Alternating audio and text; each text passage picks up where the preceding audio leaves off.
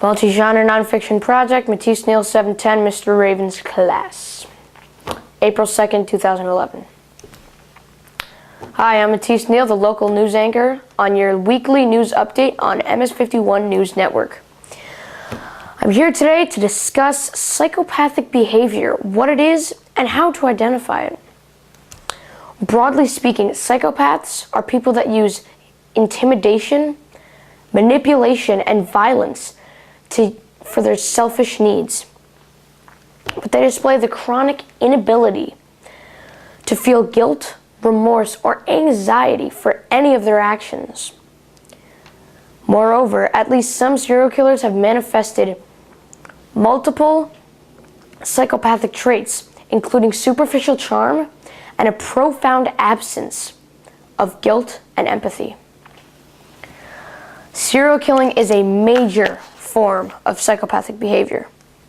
A serial killer is a person who kills 3 or more people over a period of more than 30 days with a cooling off time in between each murder, whose motivation is largely based on psychological gratification. Also, victims may have something in common. For example, sex, race, appearance, or age group. If your friends are acting with some of these behavior patterns, you should really contact someone. We call it the test for psychopathy. Number 1, glib and superficial charm. 2, grandiose self-worth. 3, need for stimulation or proneness to boredom. 4, pathological lying. 5, conning and manipulativeness. 6, lack of remorse or guilt. 7, shallow affect. 8, callousness and lack of empathy. 9, parasitic lifestyle. 10, poor behavioral controls. 11, promiscuous sexual behavior. 12, early behavioral problems. 13, lack of realistic long-term goals. 14, impulsivity. 15, irresponsibility. 16, failure to accept responsibility for own actions. 17, many short-term marital relationships. 18, juvenile delinquency. 19, revocation of condition release.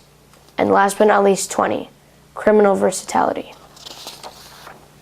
Those were just the list of what possible identifications you can use that many kids may exhibit in their feelings. Here's an example from Jared Loughner, the man who committed the shooting in Tucson and nearly killed Representative Gabrielle Giffords. These are the 5 reasons why this young man was driven insane. Number 1, for months he showed classic symptoms of psychosis, disorganized thoughts and speech. He routinely made irrelevant and nonsensical comments during class. On one test, according to the Washington Post, he wrote, "Eat plus sleep plus brush teeth equals math." On another test, he wrote, "Mayhem fest." Number 2, he showed another symptom of psychosis, or at the very least, an inability to act during social situations.